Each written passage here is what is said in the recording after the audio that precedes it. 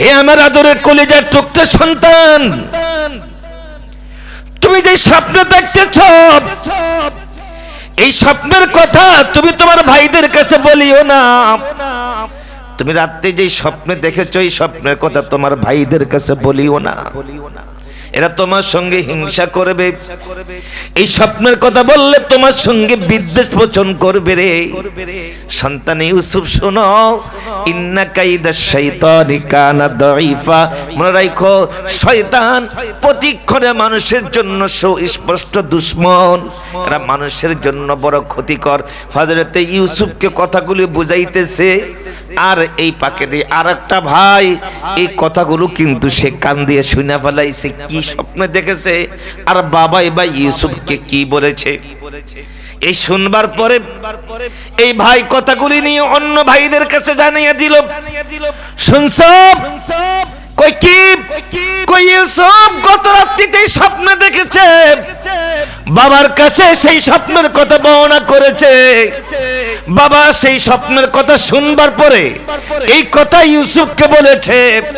10টা ভাই এবার তেলে বেগুনে কি জানি আগুন জ্বলে উঠে নাকি, এমনটাই হয়েছে। যে কোনে মূল্য হোক, যেভাবে হোক, ইউসুফকে বাবার কাছ থেকে আলাদা করতেই হবে, কিডন্যাপ করতেই হবে, নিয়ে যেতে হবে। নানান প্রকার ষড়যন্ত্র হযরতে ইউসুফের সঙ্গে করা শুরু করে দিল। এবার একদিন, 2 দিন, 3 দিন, বারবার প্রতিক্ষণ প্রতি মুহূর্তে নবী ইয়াকুব আলাইহিস সালাতু ওয়াস সালামকে ঘরের আঙ্গিনায় যে বাড়ির সামনে যে বলতেছে, বাবা ইউসুফ কি আমাদের ভাই নয়? একে আমাদের সঙ্গে মিশতে দেন না কেন? খাইতে দেন না কেন? চলতে দেন না কেন? বাজারে যেতে দেন না কেন? আমাদের সঙ্গে উঠা বসা করতে দেন না কেন? নানান প্রকার প্রশ্ন বারবার প্রতিক্ষণ প্রায় সময় বাবা ইয়াকুবকে মানসিক একটা টর্চার যেটাকে বলে 10টা ভাই মিলে দিতেছে। ইয়াকুব পয়গম্বর কিন্তু ইউসুফকে তখনও ছাড়তেছে না। এই যে ইউসুফ নবীর ভাইয়েরা, বাবা ইয়াকুব নবীর সঙ্গে কি কথা হয়েছে, কি তর্ক হয়েছে, কি যুক্তি হয়েছে, কি জন্য ইউসুফকে দিবে না, এই সম্পর্কে যত কথা আছে এই সূরাতুল ইউসুফের 2 নম্বর পৃষ্ঠাটার মধ্যে পুরা কথা বর্ণনা করা আছে। শুনতেছেন কথা? এই 2 নম্বর পৃষ্ঠার মধ্যে কি বাবা ইয়াকুব নবী এবং তার সন্তান, তার ওই যে আগের ঘরের যে 10 ভাই, এদের সঙ্গে যে তর্ক বিতর্ক হইতেছে, এরা যে ইউসুফকে দিবে না, এই জন্য বারবার তাদের সঙ্গে যে আলাপচারিতা হচ্ছে, এই আলাপচারিতা এখানে এই পুরা পৃষ্ঠাটা সূরা ইউসুফের। আমি এই তো পৃষ্ঠাগুলি আয়াতগুলি তেলাওয়াত করে অর্থ বললে লম্বা সময়ের প্রয়োজন হবে, যার কারণে আমি এই পৃষ্ঠাটা হুবাহুব বাদ দিয়ে গেলাম। এক পর্যায়ে ইয়াকুব পয়গম্বর বিড়াবিড়ি করতে করতে টিকতে না পেরে একদিন রাজি হয়ে গেলেন, যাও অমুক তারিখে আমার ইউসুফকে তোমাদের সঙ্গে দিব। এই দিক থেকে ইয়াকুব পয়গম্বর দেওয়ার আগে স্বপ্ন দেখতে পাইছিলেন। কি স্বপ্ন ছিল? যে মরুভূমির প্রান্ত পথ দিয়ে ইউসুফ রওনা হয়েছে, প্রতিমধ্যে 10টা বাঘ এসে ইউসুফকে আক্রমণ করেছে, ইউসুফকে থাবা মেরে খেয়ে ফেলবে। 10টা বাঘের মধ্যে একটা বাঘ দ্বিমত পোষণ করে 9টা বাঘের 9 দিকে তাড়িয়ে দিয়েছে। ইউসুফ এই ফাঁকে দিয়ে বাড়িতে চলে আসছে। এটা ইয়াকুব নবী স্বপ্নে দেখেছে। ইয়াকুব নবীর স্বপ্নে তাবিরে তিনি বুঝতে পেরেছেন তার ইউসুফকে 10টা ভাই আক্রমণ করবে বটে, কিন্তু ক্ষতি করতে পারবে না। এই স্বপ্নের মাধ্যমে যখন উপনীত হয়েছেন, তখনই ইউসুফকে তার 10টা ভাইয়ের সঙ্গে দেওয়ার সম্মতি পোষণ করেছে। আগামীকাল ধরুন ইউসুফকে সঙ্গে দিবে, এই প্রতিশ্রুতি দেওয়ার সাথে সাথেই সকালবেলা ইউসুফ নবীর দুশমন 10টা ভাই বাবা ইয়াকুব নবীর দরজার সামনে যে হাজির, যে বলতেছেন, ওগো বাবা আমরা হাজির। তুমি না গতকালকে আমাদেরকে কথা দিয়েছ আমাদের ভাই ইউসুফকে আজকে আমাদের সঙ্গে মিশতে দিবে, খেলতে দিবে, বকরি চড়াতে দিবে, মাঠে যেতে দিবে, আদর করতে দিবে। তুমি আল্লাহর পয়গম্বর, তোমার কথা কখনো রদ বদল হয় না, যেই কথা সেই কাজ। এবারে ইয়াকুব পয়গম্বর ইউসুফকে সঙ্গে দিবার জন্য রাজি হলেন, সাজিয়ে গুছিয়ে দিলেন। গলার মধ্যে কিছু নাই, গলার মধ্যে একটা টিস্যুর এক গলার মধ্যে একটা কাপড়ের টুকরা বা একটা তাবিজের মতো পরিয়ে দিলেন। বুঝছেন কথা, খুব মনোযোগ দিয়া। ভাইদের হাতে ইউসুফকে দিবার পরে এবার ভাইয়েরা ইউসুফকে নিয়ে বড় মজা করতেছে, আনন্দ করতেছে, কবিতা আবৃত্তি করতেছে। বাবার সামনে ইউসুফকে নিচে রাখে নাই, তারা প্রত্যেকে কাঁধের মধ্যে একজনের পর একজন হাত কাঁধ বদল করে ইউসুফকে নিয়ে প্রত্যেকে হাসির আনন্দ উল্লাসে মেতে উঠেছে। বাবা তখনও বুঝতে পারে নাই যে আমার ইউসুফকে তারা নিয়ে অত্যাচার অবিচার জুলুম করে তারা কুফরের মধ্যে পালিয়ে দিবে। বাবা কি অভিনয় দেখাইবার পরে এবার ইউসুফকে নিয়ে রওনা হলো। এই নেওয়ার সময় হাতে হাত হাতিয়ে নাই, কাঁধে করে নিতেছে। কি কইরা নেওয়ার সময় ইউসুফকে হাতিয়ে নাই, কাঁধে করে আনন্দ করতে করতে নিয়ে যান। নিতে নিতে বহু দূর যখন ইউসুফকে নিয়ে গেল, পাহাড়ের আরেকটা ভাই ইউসুফকে থাপড় মারতেছে, লাথি মারতেছে। অর্থাৎ এরা মানসিক টর্চার নয়, হাত দিয়ে প্রত্যেকের শক্তি অনুপাতে ইউসুফকে এবার মারতে শুরু করে দিল। মারতে মারতে ইউসুফকে প্রায় আধা মারার মতো মেরে ফেলেছে। এবার তারা সিদ্ধান্ত করতেছে ইউসুফকে কি করবে, কি পাহাড় থেকে পালিয়ে মেরে ফেলবে, না জবাই করে মেরে ফেলবে, না গাছের সঙ্গে মেরে ঝুলিয়ে রাখবে। নানান প্রকার সিদ্ধান্ত, নানান প্রকার মত, এক এক ভাই এক এক মত উত্থাপন করলো। এরা যে মতগুলো উপস্থাপন করলো, আল্লাহ রাব্বুল আলামিন এদের মতের কথাগুলো কোরআন কারীমের মধ্যে উঠিয়ে দিল। এবার শুনুন তারা কি বলল, কি করলো। فلما ذهبوا به وأجمعوا أن يجعلوه في غيابة الجب وأوحينا إليه لتنبئنهم بأمرهم هذا وهم لا يشعرون فلما ذهبوا به যখন ইউসুফকে নিয়ে যাওয়া হলো, নিতে নিতে বহু দূর যখন নিয়ে গেল, وأجمعوا أن يجعلوه في غيابة الجب, সব ভাইরা নানান প্রকার সিদ্ধান্ত উপস্থাপন করবার পরে বড় ভাইয়ের সিদ্ধান্ত হলো আমরা তাকে পাহাড় থেকে পালিয়ে মারবো না, জবাই করে দিব না, মেরে গাছের সঙ্গে লটকিয়ে দিব না, ইউসুফকে টুকরো টুকরো করব না। তো কি করবেন? ওই যে আমাদের অমুক জায়গার মধ্যে একটা কূপ আছে, ওই কূপের মধ্যে ইউসুফের নিয়ে পালিয়ে দিব, হয় সেখানে মরে থাকবে, আর নচেত ব্যবসায়ী লোকেরা গনিমতের মাল মনে করে পাইছি বলে তারা সেখান থেকে তুলে নিয়ে যাবে, কিন্তু আমরা আমাদের হাত দিয়ে তারা চূড়ান্ত ভাবে মারতে যাব না। যেই কথা সেই কাজ। কূপের কাছে নিয়ে যাওয়া হলো। নবী ইউসুফের গায়ের জামাটা খুলে ফেলল, পরনের পায়জামাটাও খুলে ফেলল। ইউসুফ নবী বিমর্ষ চোখে ভাইদের চোখের দিকে মুখের দিকে তাকাইতেছে। ওই যে ছোটবেলায় ইউসুফের গজল শুনছেন না, শুনছেন না ইউসুফের গজল? কি গজল ছিল? আমি ছোট তোমরা বড়, 10 ভাই,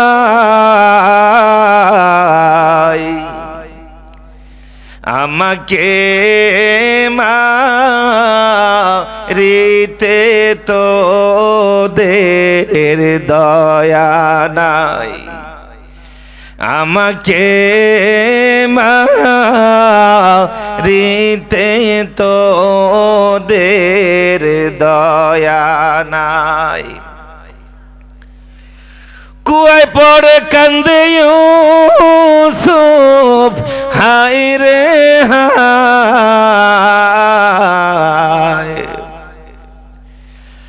মরণ কালে না দেখিলাম বাপ মা, মরণ কালে না দেখিলাম বাপ মা। এই দিক থেকে আল্লাহ রাব্বুল আলামিন জিবরিলকে আদেশ করতেছিলেন, জিবরাইল যা, যারা জিবরাইল চলে যাও, আমার ইউসুফ কূপের মধ্যে পড়বার আগে তুমি জিবরাইল সেখানে যাই আমার ইউসুফকে ধরবার জন্য হাত মেলে দাঁড়িয়ে থাকো। জোরে বলেন সুবহানাল্লাহ। আল্লাহ রাব্বুল আলামিনের আদেশ পাওয়ার সাথে সাথে হযরত জিবরিল আমিন আলাইহিস সালাতু ওয়াস সালাম পিছনে 600 ডানা একই টাইমে মিলে একটা নাড়া দিয়ে কুকুরের তলদেশে চলে গেছে। ইউসুফকে যখন পালাইলো, হযরত জিবরিল হাত মেলে দাঁড়িয়ে রইল। ইউসুফকে যত্নের সঙ্গে হযরত জিবরাইল হাতের মধ্যে নিয়ে হাসি দিল। এই দিক থেকে ইউসুফ কাঁদতেছে, চোখ থেকে পানি পালাইতেছে। জিবরাইল সান্ত্বনা দিচ্ছে, ওকে ইউসুফ আপনি কাঁদবেন না, পেরেশান হবেন না, ভয় পাবেন না, আপনার রব এই কূপের মধ্যে আপনাকে ভুলে যায় নাই, আপনাকে ভুলে যায় নাই। ওই দিক থেকে আল্লাহ রাব্বুল আলামিন জিবরাইলকে আবার ঘোষণা করলেন, জিবরাইল রে, আমার ইউসুফের গলার মধ্যে দেখ একটা তাবিজের মতো মালা আছে, এটা টান দে, গলার মালাটা টান দে। এটা ইয়াকুব নবী যাইবার সময় পরিয়ে দিয়েছে। টান দেওয়ার সাথে সাথে একটা জামা বের হয়ে আসলো। ও জিবরাইল, তুমি এই জামাটা চিনো কিনা? কাল্লা চিনি চিনি লাগে তো মনে হয়। চিনো না? কাল্লা চিনি চিনি মনে হয়, জামাটা জানি কবে দেখছিলাম। কই জিবরাইল রে, এটা ওই জামা যেই জামাটা আমার ইব্রাহিমকে তুমি আগুনের মধ্যে পরাইছিলা। সুবহানাল্লাহ কোন? এটা তো সেই জামা রে জিবরাইল, যেই জামাটা তুমি আমার ইব্রাহিমকে আগুনের মধ্যে পালাইছো। নমরুদ যেদিন আগুনের মধ্যে পালাইছে, তুমি জিবরাইল যেদিন আমার জান্নাত থেকে জামা নিয়ে আমার ইব্রাহিমকে পরাইছিলা, সেদিনে কিন্তু মিস্টার নমরুদ হযরত ইব্রাহিমকে উলঙ্গ করে কিন্তু আগুনের মধ্যে পালাইছে। সেই জামাটাই আগুন থেকে বের হওয়ার পরে ইব্রাহিম খলিলুল্লাহ তার কাছে রেখে দিয়েছেন। ওই জামাটাই ইব্রাহিম নবী মৃত্যু শেষ প্রান্তে এসে তার সন্তান ইসাককে দিয়ে গিয়েছেন। ইসাক নবী তার জীবনের শেষ প্রান্তে এসে ওই জামাটাই কিন্তু ইয়াকুব নবীরে দিয়ে গেছেন। ওই জামাটাই কিন্তু ইয়াকুব পয়গম্বর ইউসুফের গলার মধ্যে সেদিন যাইবার সময় বেঁধে দিয়েছেন। জোরে বলেন না সুবহানাল্লাহ। রোমান্টিক শিক্ষণীয় ঘটনা। এবার ইউসুফ যখন কাঁদতেছে, ইউসুফের জামা পরাইবার পরে ওই কূপের মধ্যে ইউসুফকে জান্নাতের জামা পরাইলো। এবার জামা পরে এইবার পরে আল্লাহ রাব্বুল আলামিন এই মর্মে ওহী নাজিল করলেন, وأوحينا إليك لتنبئنهم بأمرهم هذا وهم لا يشعرون।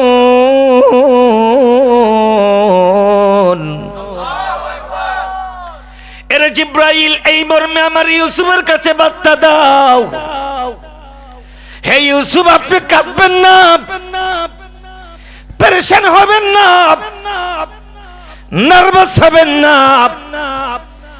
যেই ভাইরা হিংসাত্মক মনোভাব নিয়ে আপনার অকল্যাণ চাইতে যাইয়া, আপনার অমঙ্গল চাইতে যাইয়া আপনাকে কূপের মধ্যে নিক্ষেপ করে দিল গো, আল্লাহ রাব্বুল আলামিন এই কূপ থেকে আপনাকে উঠাইয়া যেদিন মিশরের সিংহাসনের মধ্যে বসাইবে, ওই কথা বলো না,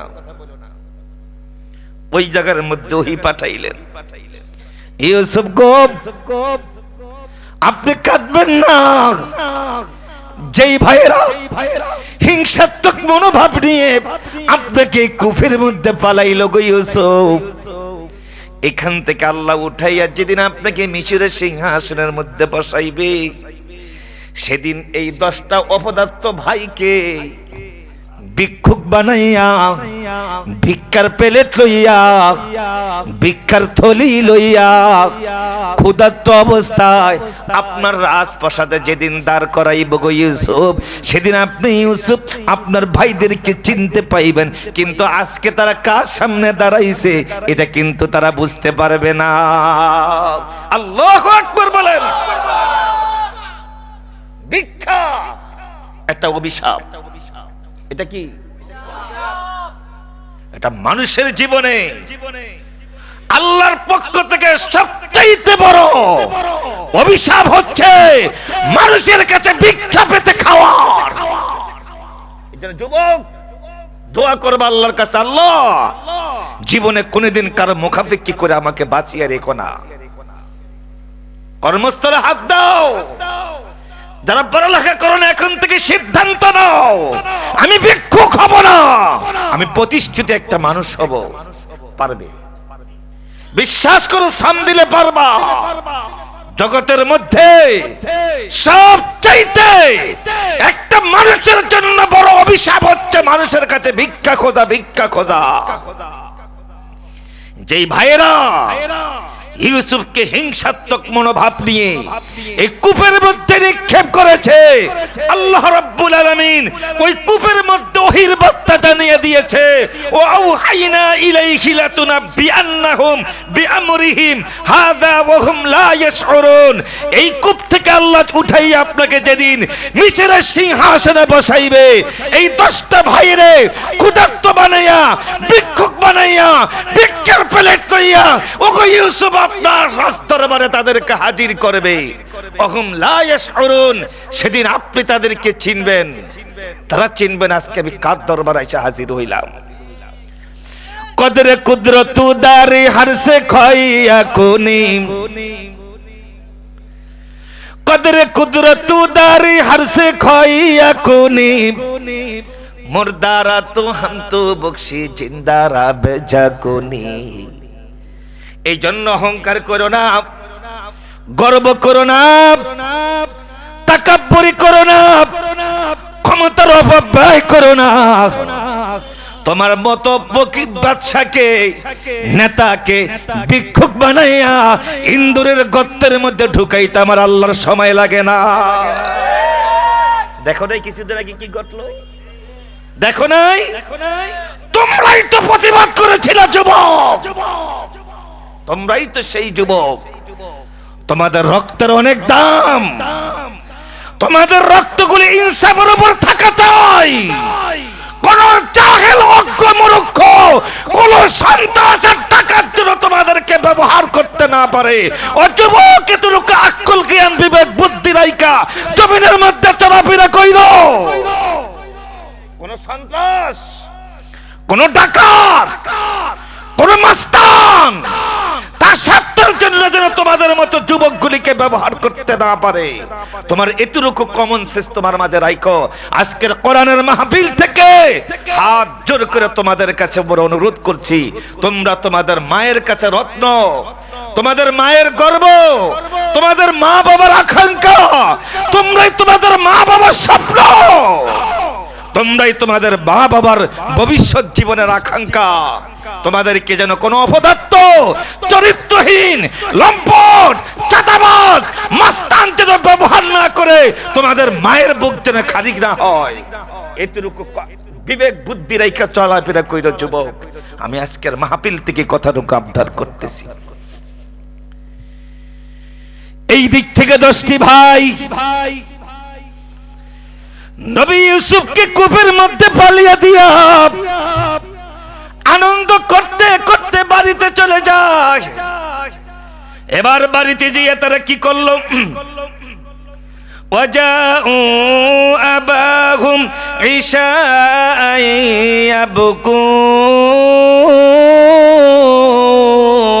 ইয়াবকুন। এবার বাবার ঘরের দরজার সামনে যাইয়া হাউমাউ করে কেঁদে উঠেছে। এই শুনতেছেন কথা? ওয়াজাউ আবাহুম ইশাআন ইয়াবকুন। এরা বাড়িতে যাইয়া হাউমাউ করে 10টা গাধা চিৎকার দিয়ে উঠেছে, ও বাবা সর্বনাশ হয়ে গেছে বাবা। কি হইছে? কি হইছে? বাবা ইয়াকুব পয়গম্বর সরল মনে তাড়াতাড়ি ঘর থেকে দরজা উঠে আবার ইউসুফ বুঝি আমার কাছে আসছে। বাবা বড় মনে আশা নিয়ে দরজা খুলে দেখতেছে 10টা প্রতারক, 10টা গদ্দপ দাঁড়িয়ে আছে, কিন্তু ইউসুফ নাই। তারা বাবার চেহারাটা দেখবার পরে 10টা ভাই ওয়াজাউ আবাহুম ইশাআন ইয়াবকুন, তারা হাউমা করে চিৎকার দিয়ে কাঁদতেছে, গড়ামড়ি করতেছে, গড়াগড়ি করতেছে। কিরে তোরা কি জন্য কাঁদতেছ? আমার ইউসুফ কই? তোরা কান্দুস কেন?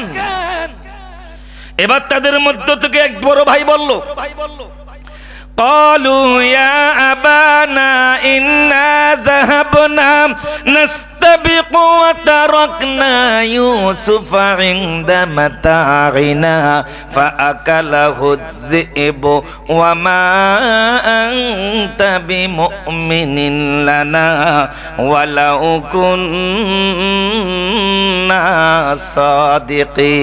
صادقين قالوا يا أبانا ওগো বাবা إنا ذهبنا نستبق وتركنا يوسف عند متاعنا فأكله الذئب। আমরা আমাদের ভাইকে পাইয়া বড় আনন্দিত হইছিলাম, খুশি হইছিলাম। আমাদের মাল সামানাগুলি এক জায়গার মধ্যে রেখে আমাদের ভাই ইউসুফকে সেখানে বসিয়ে রাখছিলাম, আর আমরা 10টা ভাই দৌড় প্রতিযোগিতা দিছিলাম ইউসুফকে আনন্দ দিবার জন্য। দৌড়াইতে দৌড়াইতে অনেক দূরে চলে গেছি গো বাবা। এসে দেখি ফাকালাহু যিব, তোমার আমার ভাই ইউসুফ, তোমার সন্তান ইউসুফকে খাইয়া ফেলায়, বাঘে খাইয়া ফেলাইছে। তোমার সন্তান ইউসুফ কাইসা দেখি বাঘে খেয়ে ফেলাইছে।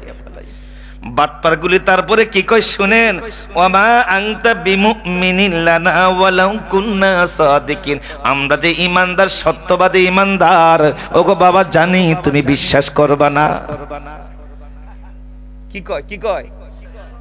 আমরা যে সত্যবাদী ইমানদার, ওয়ামা আনতা বিমুমিনিন লানা ওয়ালাউ কুন্না সাদিকিন। এক এক সময় এক এক প্রতারক, এক এক দরবেশে আবিষ্কার হয়। কোন সময় রাস্তার মধ্যে নামাজ পড়ে দেখায় আমরা একমাত্র সত্যবাদী ইমানদার, কেউ হাতে তসবিহ নিয়া, পট্টি নিয়া নানান প্রকার অভিনয় কইরা দেখায়। ক্ষমতা পাইলে ঠিকই সবচাইতে বেশি দুশ্মনী করে ইসলামের আলেমদের, পীর মাশায়েখদের, হক্কানি মানুষের, ভালো চরিত্র মানুষের এই বাটপারগুলি দুশ্মনী করে। আর যখন জনগণের সমর্থন চায় তখন কিন্তু ধর্মীয় লেবাসটা ধরে। কত বড় বাটপারের বাটপার! মসজিদের অভাব নাই, বাংলাদেশের মসজিদের নগরী। রাস্তার মধ্যে নামাজ পড়া ভান দেখায়, দেখ দেখ আমি কত বড় দরবেশ। আরেক সময় ছিল মাথায় পট্টি বান্দা। দুর্ভাগ্য। এরা কি বললো? আমা আনতা বিমুমিনিন লানা ওয়ালাউ কুননা সাদিকিন। 10টা ভাই ইউসুফকে কূপের মধ্যে পালিয়ে বলতেছে কি, আমরা যে ঈমানদার, আমরা যে সত্যবাদী মানুষ, তুমি বাবা বিশ্বাস করবে না। বলেন ভালো মানুষটা বাটপার। এবার তারা নতুন করে আবার বলতে শুরু করলো, وجاءوا على قميصه بدم كذب قال بل سولت لكم أنفسكم أمرا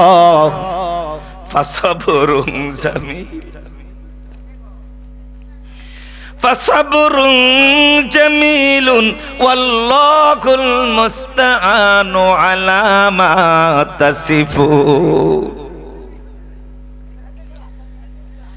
ইউসুফ নবীর দুশমন 10টা ভাই এবার নাটক করতেছে। নাটক, আমরা তো পৃথিবীর মধ্যে সবচাইতে বড় নাটকবাজ দেশের মধ্যে আছি। যে যখন ক্ষমতা যায় তখনই এই দেশের জনগণের সঙ্গে নাটক করে। নাটক করে কিনা? ইউসুফ নবীর দুশমন 10টা ভাই দেখুন নতুন করে কেমন নাটক সাজাইছে। নাটকটা কি? ওয়াজাউ আলা কমিসিহি বিদামিন কাদিবিন। ওরা জামার মধ্যে কৃত্রিম রং লাগাইছে, মিথ্যা রং লাগাইছে, অথবা বকরি জবাই কইরা ওই রংটা জামার মধ্যে লাগাইছে। লাগাইবার পরে ওই জামাটা নিয়ে বাবারা বলতেছে, বাবা এই দেখো বাবা ইউসুফের জামাটা আনছি গো। ইউসুফ যে বাগে খাইয়া বলাইছে জামাটা লইছে, রক্ত মাখা জামা। এবার বাবা ইয়াকুব পয়গম্বর জামাটা হাতের মধ্যে নিয়ে বলতেছেন, এরে বাঘ, এরে বাঘ, এত সুন্দর প্রশিক্ষণ কোন ক্যান্টনমেন্ট থেকে আনলি রে? ও বাঘ, এত সুন্দর প্রশিক্ষণ পৃথিবীর কোন ক্যান্টনমেন্ট থেকে নিলি রে বাঘ? জামার ভিতর থেকে একটা মানুষ খেয়ে ফেললি, কিন্তু বাঘ রে জামাটার কিছুই করতে পারলি না, কিছু শিখতে পারলি না। এরে বাঘ, কোথায় থেকে রে এই সুন্দর প্রশিক্ষণ আনলি? এর থেকে আমাদের শিক্ষা হলো এই। কি শিক্ষা? যারাই খুন করে মানুষ, যারাই জগতের মধ্যে মানুষ খুন করে, ধরা খাবার জন্য একটা না একটা চিহ্নম থাইকেই যায়।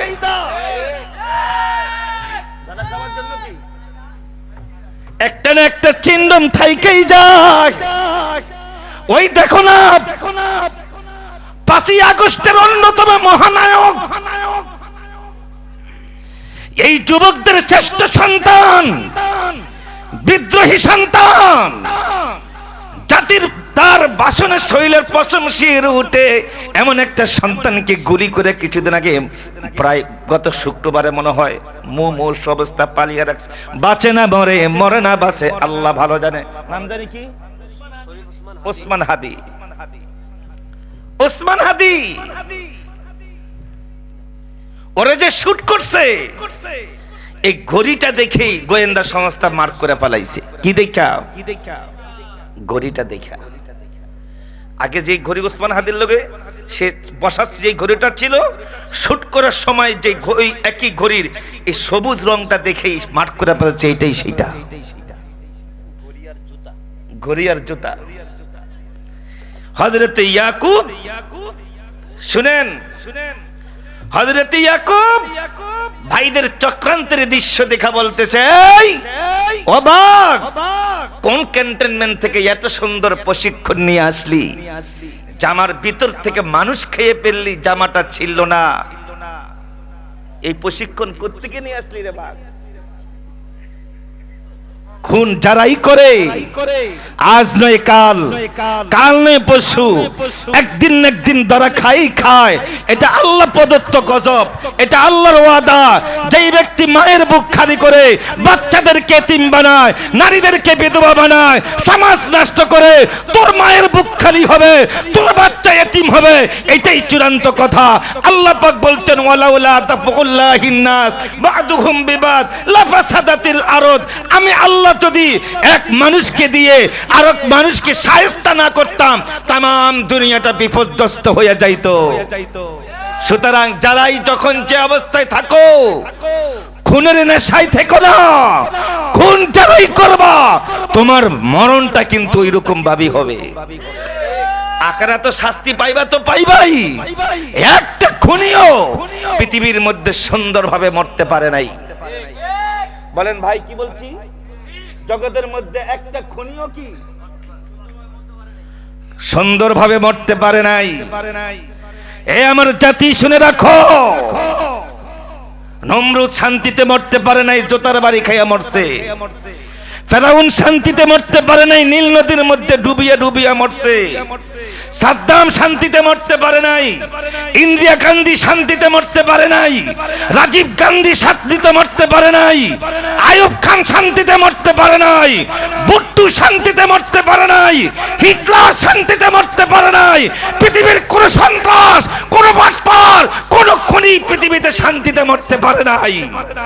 সে যত বড় ক্ষমতাধর হোক না কেন, এটা আল্লাহর পক্ষ থেকে তার জন্য গজব। আল্লাহর পক্ষ থেকে তার জন্য গজব। এরপরে কি হলো?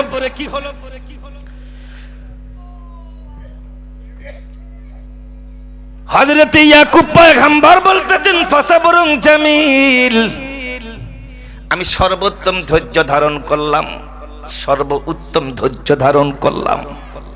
এই সন্তানগুলি শুনে রাখ, আমি সর্বোত্তম ধৈর্য ধারণ করলাম। এরপরে কি বললো? আল্লাহুল মুস্তাআনু আলা মা তাসিফুন। এই সন্তানগুলিরে শুনে রাখ, আমি আমার রবের চূড়ান্ত সিদ্ধান্তের দিকে তাকিয়ে রইলাম। দেখি আমার আল্লাহ, দেখি আমার আল্লাহ, দেখি আমার আল্লাহ আমার ইউসুফ সম্পর্কে কি সিদ্ধান্ত দেয়, আমি সেই দিকে তাকিয়ে রইলাম। প্রিয় ভাইয়েরা আমার, এবার ভাইয়েরা বাড়িতে এই দিক থেকে কি হলো শেষ করে দিচ্ছি, দাঁড়ান।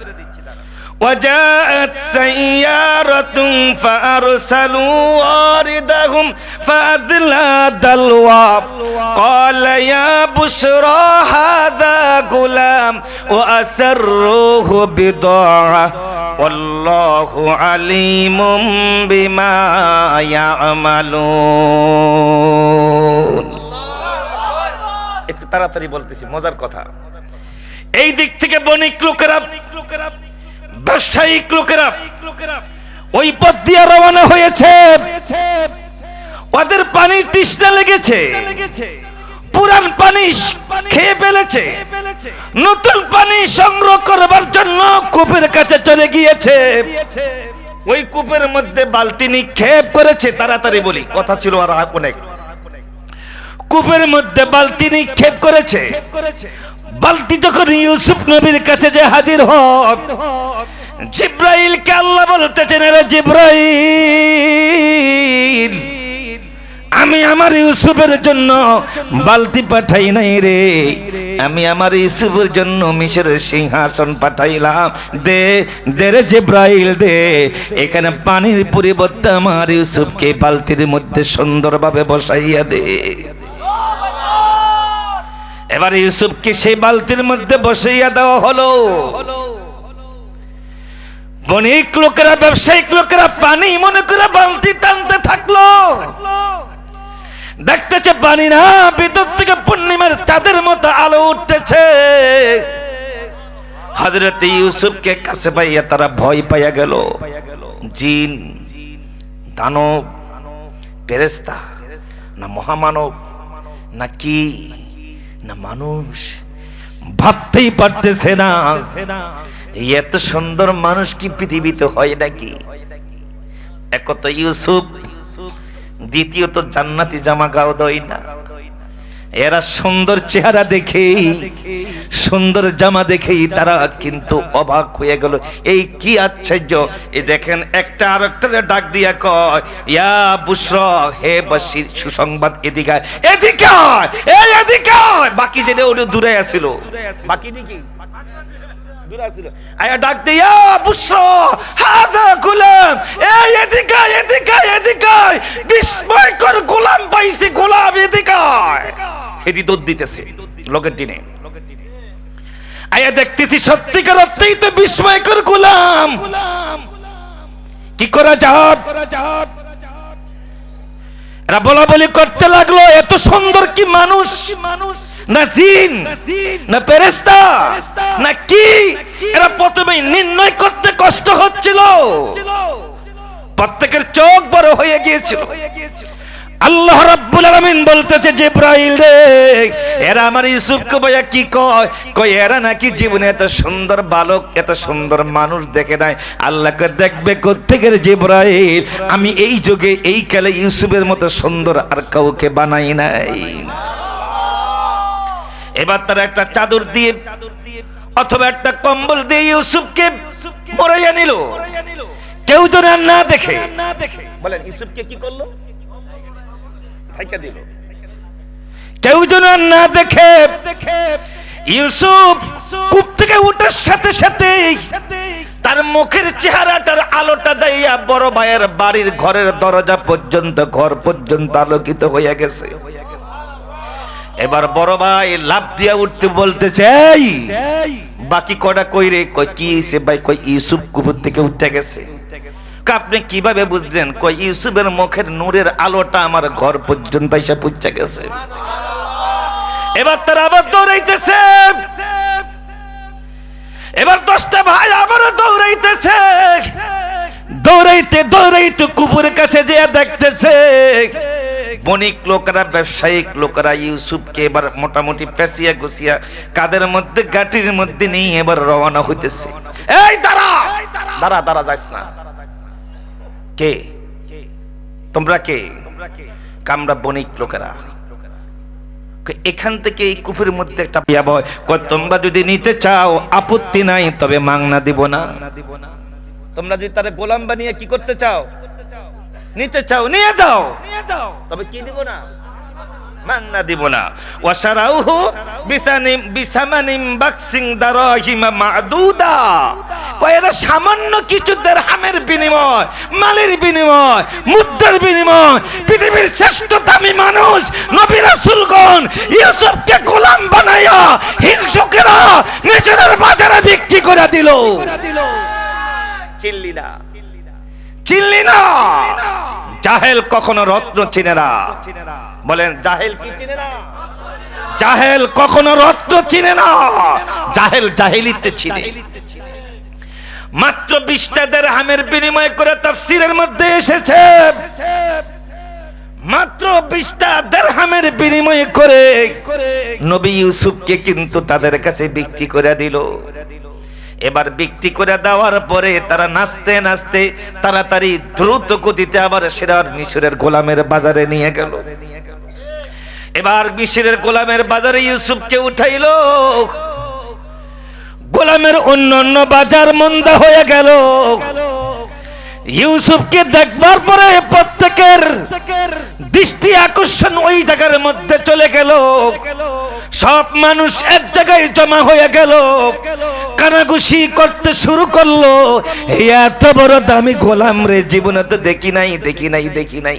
প্রত্যেকে বলা বলি করতে, কে কার এত বড় সাধ্য, কে রে টাকা নিয়ে তারে কিনে নিবে, কার এত বড় কলিজা, কার এত বড় কলিজা, কে এত বড় ধনী, কে এত বড় বিত্তশালী যে ইউসুফকে কিনে নিবে।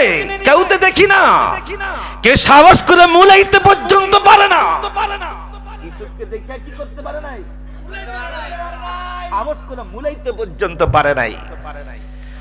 এই কথা কানাঘুষি হইতে হইতে মুহূর্তের মধ্যে মিশরের বাজার আলোড়ন সৃষ্টি হইতে হইতে হায় রে আজিরে মিস্ত্রির ঘর জুলাইখার কান পর্যন্ত চলে গেল। এবার নতুন খেলা শুরু হয়ে গেল। আল্লাহু আকবার বলেন। এবার জুলাইখার কাছে যে বলতেছে, ওগো মহারানী, এত বড় সুন্দর যুবক তখনও হয় নাই, কই এত বড় সুন্দর কিশোর, সুন্দর বালক পৃথিবীর মধ্যে কেউ দেখছে বলে মনে হয় না। মিশরের বাজারের মধ্যে এমন একটা সুন্দর ফুটফুটে পূর্ণিমার চাঁদ সূর্যের সাইত সুন্দর একটা আলো মিশরের বাজারে চমকাইতেছে। আহেন আহেন, কিনেন বা না কিনেন একটু দেখা যান। জুলাইখা বলতেছে, বাদিনী, আমি তো এইটারই খুঁজতেছিলাম, আমি তো এমন একটা বালকই তো জমিনের মধ্যে খুঁজতেছিলাম। আমি কারে স্বপ্নে দেখেছি, কি দেখে আমি ইয়েমেন থেকে মিশরের মধ্যে আসছি রে। হায় রে, বিশাল লম্বা কাহিনী, আমি আর সামনে আগাবো না, কয়েক মিনিটের মধ্যে ঘটনাটা শেষ করে দিচ্ছি। তারপরে কি হলো শুনুন। জুলাইখা মাতাল হয়ে গেল, স্বামীরে বলতে যাদের মিশে, এদিকে ফাতাম দামা, এদিকে তোর দিককে আমি মিশরের আজের এই মিশরের রাজপ্রসাদে আসি নাই। থলিল, মুদ্রালো, স্বর্ণ গয়নালো, কি আছে তাড়াতাড়ি লো, সিন্ধুক খোল তাড়াতাড়ি। খোলা হলো, বিশাল থলির মধ্যে মিশরের রাজপ্রসাদের মধ্যে যা ভান্ডার ছিল জুলাইখা সবগুলি ব্যাগের ভিতরে ঢুকাইছে। ঢুকিয়া বলতেছে, বাদি তাড়াতাড়ি ধর দে। আগে একটা পাঠাইছে যে গোলাম যেন বিক্রি না হয়, আমি দেখবো আগে গোলাম যেন বিক্রি না হয়। একটা আগে দিয়ে বলছে, সাবধান, গোলাম বিক্রি করা যাবে না, কে কত কয় শুধু এটা দেয় না। এবার জুলাইখা স্বামী আজিরে মিস্ত্রিকে নিয়ে দ্রুতগামী যান লইয়া মিশরের বাজারে হাজির। চতুর্দিকে মানুষ, হাজার হাজার মানুষ দাঁড়ানো, গোলাম কিনবে গোলাম, কেউ কিনা সাহস পাচ্ছে না। এবার বলতে চা যে মিস্ত্রি বাদশা আর বাদশার স্ত্রী আইতেছে, জায়গা দে। জায়গা দিল। আজিরে মিস্ত্রি গোলামকে দেখলো, জুলাইখা গোলামকে দেখলো। সবাই দেখা বিস্ময় প্রকাশ করতেছে। জুলাইখা গোলাম দেখা চোখের পানিগুলি টপ টপ টপ টপ করে পালাইতেছে। কি জন্য সে ইতিহাস জানেন না? এই জুলাইখাই তো সেই জুলাইখা, জুলাইখার বাড়ি হচ্ছে ইয়েমেন, ইয়েমেনের বাদশার মেয়ে হচ্ছে জুলাইখা।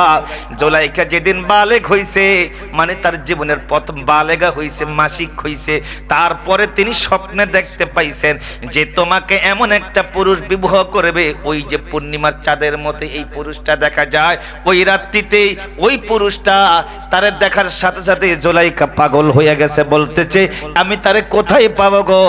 আজিরে মিস্ত্রির ঘরের মধ্যে, মিশরের বাদশার ঘরের মধ্যে তুমি তাকে পাইবা।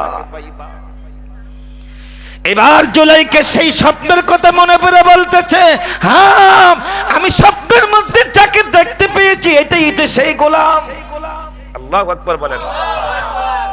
এবার চড়া মূল্য দিয়ে, চড়া মুদ্রা দিয়ে, তাড়াতাড়ি বলতেছি স্বর্ণ গয়না দিয়ে হযরত ইউসুফ পয়গম্বরকে, হায় রে, জুলাইখা এবং তার স্বামী আজিরে মিস্ত্রি তারে কিনে নিয়ে গেল, এক ব্যাগ এক থলি দিরহামের বিনিময় করে নিয়ে গেল। নেওয়ার সময় এবার আজিরে মিস্ত্রি কি কইল? আল্লাহ রাব্বুল আলামিন আজিরে মিস্ত্রির কথাগুলো কোরআন কারীমের মধ্যে উঠিয়ে দিল। ওয়াকালাল্লাযী ইসতারাহু মিন মিসরি লিইমরাআতিহি আকরিমি মাসওয়াহু আসা আন ইয়ানফা'না আও নাত্তাখিযুহু ওয়ালাদা ওয়া কাযালিকা মাক্কান্না লিইউসুফ وكذلك مكنا ليوسف في الأرض ولنعلمه من تأويل الأحاديث والله غالب على أمره ولكن أكثر الناس لا يعلمون। এই আয়াতে কারিমার সারমর্ম অর্থ হলো এটাই। কি অর্থ? আজিরে মিস্ত্রি কইতেছে, ও জুলাইখা, আমরা ইউসুফকে গোলামের মতো দেখবো না, ইউসুফকে আমরা আমাদের সন্তানের মতো দেখবো। রাজপ্রাসাদের মধ্যে লালন করব, পালন করব, খাট দিব, পালং দিব, রাজপ্রাসাদের মধ্যে পরিচয় করে দিব এইটা আমাদের গোলাম নয়, এটা আমাদের সন্তান। আজিজ মিস্ত্রির মনটা কত ভালো ছিল, তার প্রতি দয়া ছিল। কয়ে আরে আমরা গোলাম বলে পরিচয় দিব না, একে আমরা সন্তান বলে পরিচয় দিব। মুজলাইখা কহ তুমি কি বলে পরিচয়টা পরে আগে বাড়িতে নাও, এটা আসবো পরে, আগে কি নাও, আগে বাড়িতে নাও। এবার বাড়িতে নেওয়া হলো। ইউসুফকে লালন করতেছে, পালন করতেছে, বড় করতেছে, রাজপ্রাসাদের মধ্যে পরিচয় করে দিল। এটার কে গোলাম বলবি না, এটা আজিজ মিস্ত্রির সন্তান বলবি। সুবহানাল্লাহ কোন। আর হযরত ইউসুফকে ওই ঘরের মধ্যে ওই রকম ওই রাজকীয় পরিবেশে তারা বড় করতেছে, খাবার দিতেছে, লালন করতেছে, পালন করতেছে, আদর করতেছে, সোহাগ দিতেছে, রাজার ছেলের সমতুল্য মনে করে তারা সেখানে বড় করতেছে। এবার ইউসুফ বালেগ হলেন, একটু বড় হলেন, মিসুয়েট হলেন।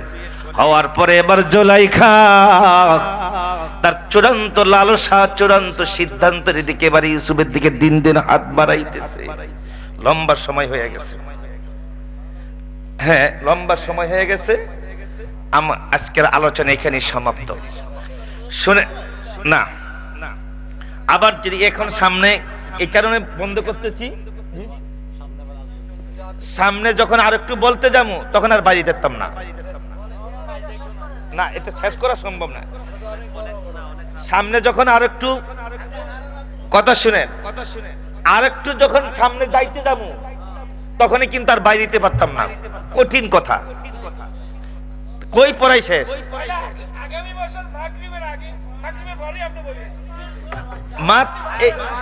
মাত্র এক পৃষ্ঠা, জি এরপরে এই পৃষ্ঠা আছে, এরপরে এই পৃষ্ঠা, এরপর মজার মজা। আচ্ছা তাইলে আর একটু বলি নাকি, একটু শুনেন 10 মিনিট, একটু আমার দিকে তাকান, মজার কথা শুনেন। এই দিক থেকে জুলাইখা যখন নবী ইউসুফ ম্যাচিউরড হলেন, বড় হলেন, ইউসুফকে একটা পর্যায়ে যখন নিয়ে তার ঘরে পৌঁছাইলেন, এবার জুলাইখা তার মনের কিছু কথা ছিল, আবেগ আছে, এগুলি ইউসুফকে বুঝিয়া বলবেন। বলবার পরে এখানে কিন্তু মজার কথা, যেহেতু শুনতে চাইছেন তাইলে 10 মিনিট সময়ের মধ্যে মজার কথাটা শোনাচ্ছি। কান খুলে একটু মজার কথাগুলো কোরআন থেকে শুনেন। সবচেয়ে মজার কথা এতক্ষণ যা শুনছেন না, এই সমস্ত শোনার মজার সবচেয়ে আকর্ষণটা এখন সামনে, এই যে সামনে আয়াতগুলো। এবার জুলাইখা বলতেছেন একটা বিশ্বাস্তবাদীকে, বলতেছেন এই বাদী আমার অমুক জায়গার কক্ষটা রেডি করো। রেডি করলো। এবার তুমি ইউসুফকে বলবা যে রানী বলছে তোমাকে ওই রুমের জন্য যাওয়ার জন্য। এবার তারে সেই রুমের মধ্যে নিয়ে গেল। বাদী তুমি সেই রুমের মধ্যে দিয়ে তুমি চলে আসবা। এই দিক থেকে জুলাইখা সেজে গুজে রানীর পোশাক পরে এবার অস্তে আস্তে রওনা হয়েছে। এবার প্রথম দরজা আটকাইছে, দ্বিতীয় দরজা আটকাইছে, 3 নম্বর দরজা আটকাইছে, আটকাইতে আটকাইতে এরকম 7টা দরজা আটকাইছে। এবার সপ্তম দরজার কাছে যে হাজির হয়ে গেছে। যেই রুমে ইউসুফ, ওই রুমের মধ্যে রানী জুলাইখা। এবার এই শোনো, সেই ঘরের মধ্যে ঢুকলো। ঢুকবার পরে এবার বলতেছি ইউসুফ তোমার সঙ্গে আমার জীবনের একটু গল্প আছে, কথা আছে। কি গো রানী, কি গো আম্মা, কি কথা আছে বলুন। কয় না কিছু বলো না, আমার কথা আগে শোনো।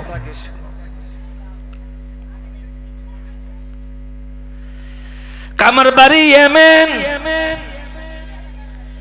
আমি ইয়েমেনের বাচ্চার মেয়ে। আমি অমুক জায়গায় এই রাত্রিতে অমুক তারিখে স্বপ্নে দেখতে পেয়েছিলাম তুমি ইউসুফকে। আমার জীবনের প্রথম বালেগা হওয়ার পরে তোমাকে স্বপ্নে দেখতে পেয়েছি। আমি স্বপ্নের মাধ্যমে জিজ্ঞেস করেছি আমি তারে কোথায় খুঁজলে পাবো। মিশরের রাজপ্রাসাদে ঢুকলে পাইবা। আমি সেখান থেকে রাজপ্রাসাদ বাড়ি, আমি একজন কি বাদশার মেয়ে। ধন্যবাদ। আমি সাধারণ ফ্যামিলির মেয়ে নয়। জুলাইখা কিন্তু আরেকজন বাদশার মেয়ে ছিলেন।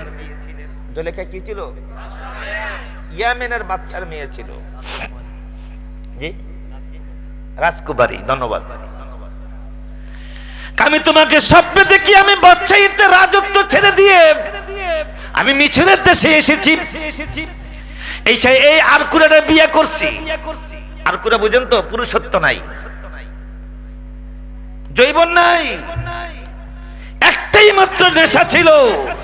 আমি স্বপ্নে যারা দেখতে পাইছি তারা দেখতে চাই, আমি তারে দেখতে চাই, আমি তারে দেখতে চাই। এটাই শুধু জুলাইখার নেশা ছিল। আমি তারে দেখতে চাই। আমি কারে বিয়ে করছি, কোন বাড়িতে আসছি, কোন প্রাসাদে আসছি, এটা আমার দেখার টাইম নাই। আমি শুধু ইউসুফ, ওই যে স্বপ্নে যারা দেখছি তারে দেখতে চাই।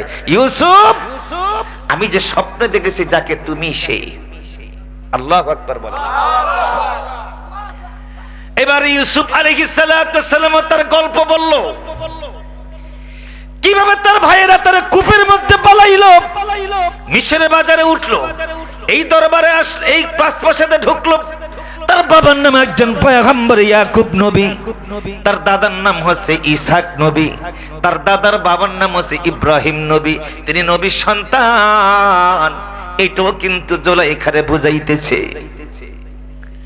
এক পর্যায়ে জুলাইখা বলতেছে, ইউসুফ রে, আমি তোমাকে আমার স্বামী বানিয়ে আমার নিজের জীবনকে ধন্য বানাইতে চাই।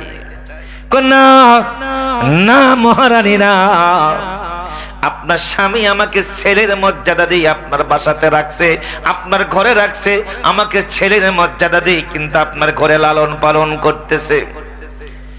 জুলাইখার মেজাজ খারাপ হয়ে উঠতেছে।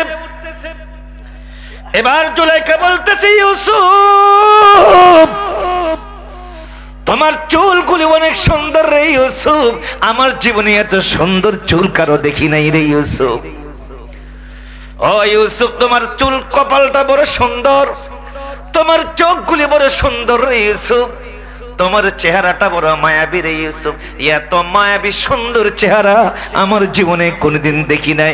ইউসুফ নবী ওই ঘরের মধ্যে বলতেছে, রানী গো, আমি মরে গেলে আমার চুলগুলো আমার মাথা থেকে চলে যাবে, আমি মরে গেলে আমার চোখগুলো গলে যাবে গো, আমি মরে গেলে, আমি দুনিয়ার থেকে চলে গেলে আমার অঙ্গ প্রত্যঙ্গগুলো এলোমেলো হয়ে যাবে গো রানী।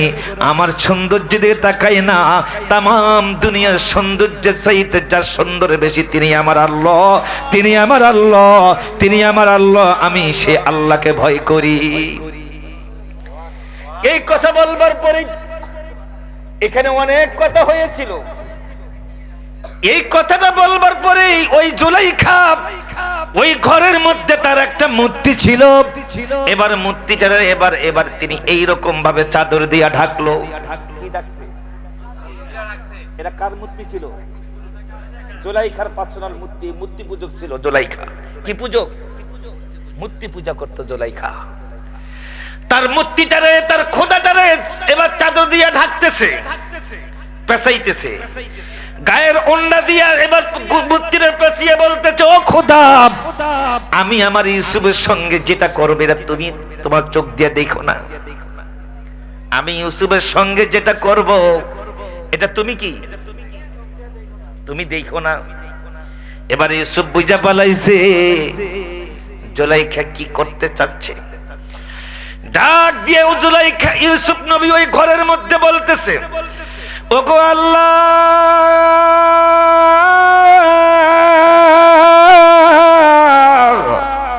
জুলাইখা তার মূর্তির চেহারা ঢাইকা বলাইছে, চোখ ঢাইকা বলাইছে, চাদর দিয়া ঢাইকা বলাইছে।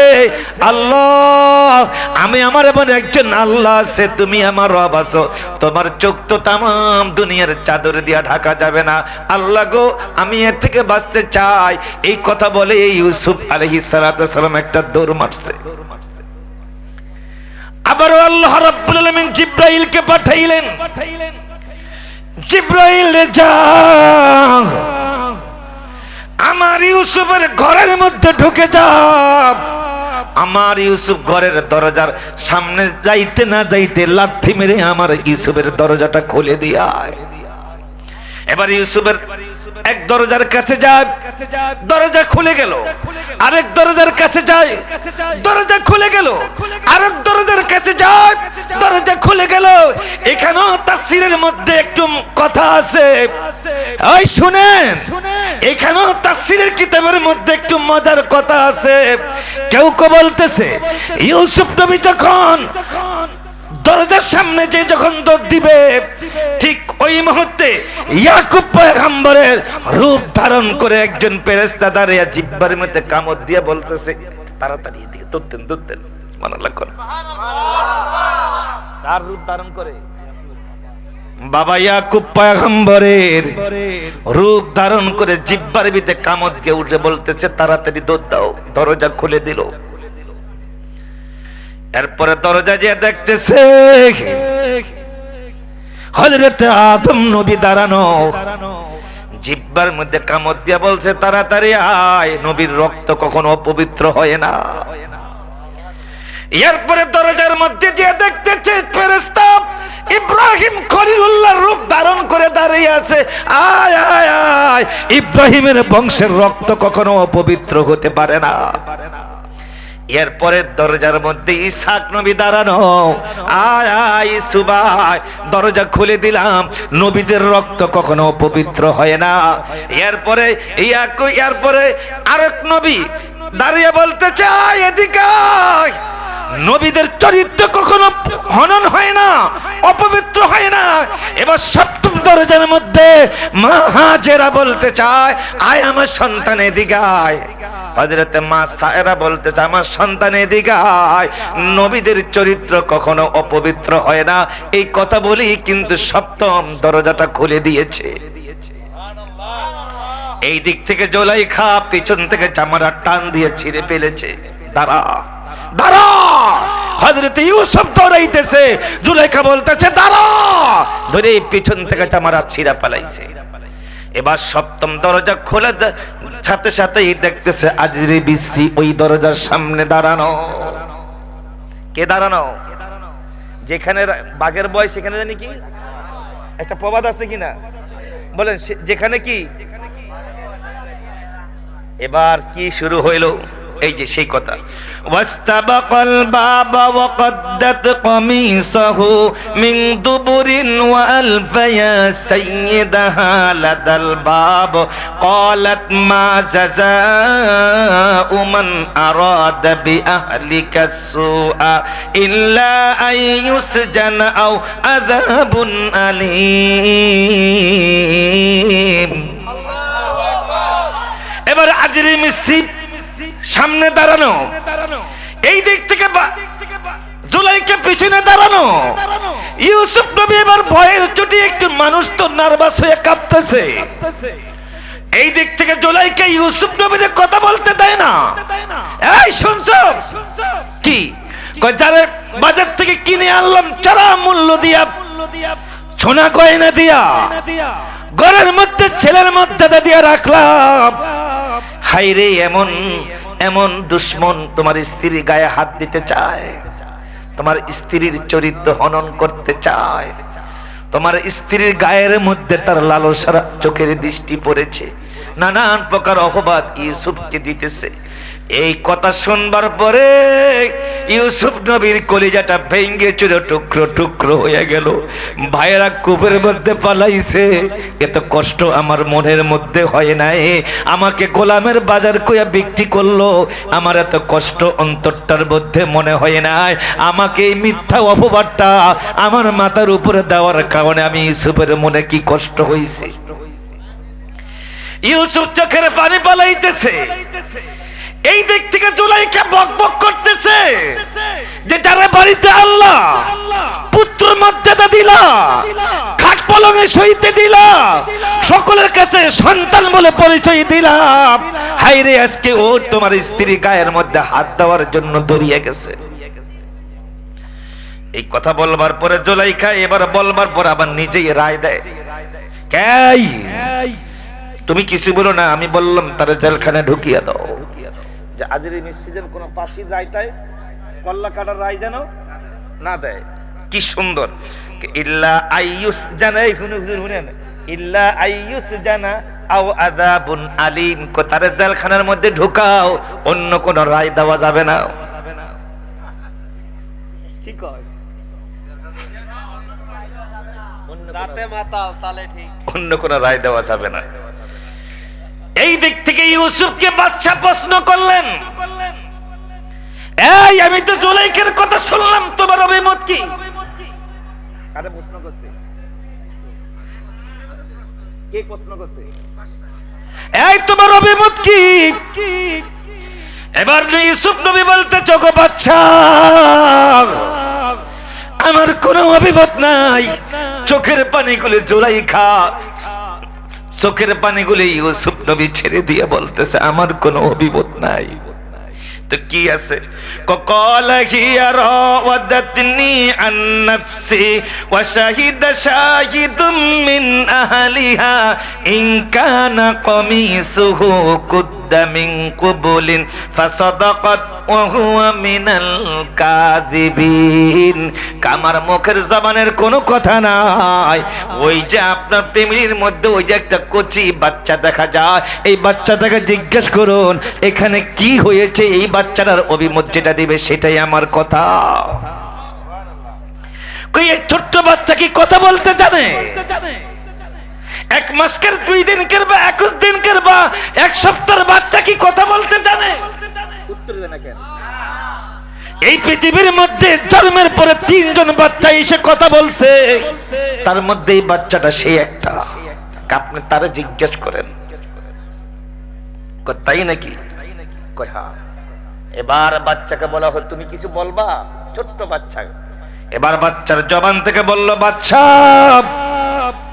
আমার চূড়ান্ত কথা হলো এই কথা, যদি আপনি জামাটা পিছন থেকে ছিঁড়া দেখতে পান তাহলে মনে করবেন জুলাইখা মিথ্যা কথা বলেছে, ইউসুফ সত্য কথা বলে, সত্য কথা সত্যবাদী।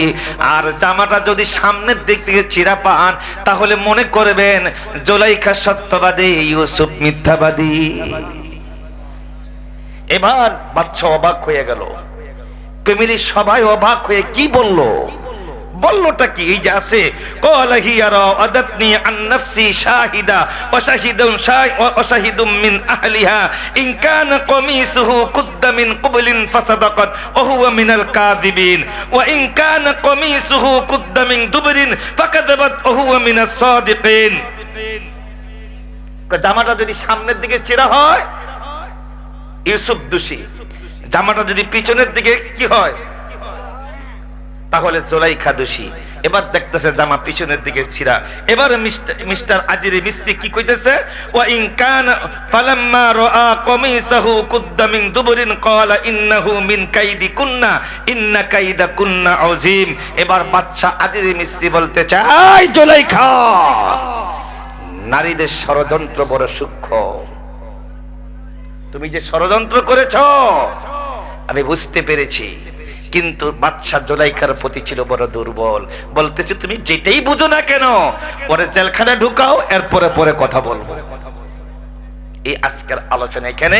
এবার ইউসুফ নবী জেলখানার মধ্যে আছে, এবার সেখানে যে কি হচ্ছে, রাজপ্রাসাদে কি হচ্ছে, এরপরে সেখান থেকে ইউসুফ আলাইহিস সালাম বাদশা হবে। সুবহানাল্লাহ কোন? কুদরতের খেলা কার? আল্লাহ। কেউ কাউকে নিভিয়ে দিতে চায়, ফুদিয়া উড়িয়ে দিতে চায়, আবার একটা সময় আছে দেখায় তারাই ফুটে উঠে। সুবহানাল্লাহ কোন? কুদরত কার? আল্লাহ। দেখতে পাবেন মানুষের অন্তর হৃদয়ের মধ্যে পরিবর্তন হয়ে গেছে। এখন আর মানুষ মূর্খ নাই, দিন দিন মানুষের মাঝে শিক্ষার আলো, ভালো মন্দ, ন্যায় অন্যায় বুঝতে শিখেছে। এই জন্য আল্লাহ রাব্বুল আলামিনের কাছে ফরিয়াদ, আল্লাহ ইউসুফের মতো এরকম চরিত্রবান একজন শাসক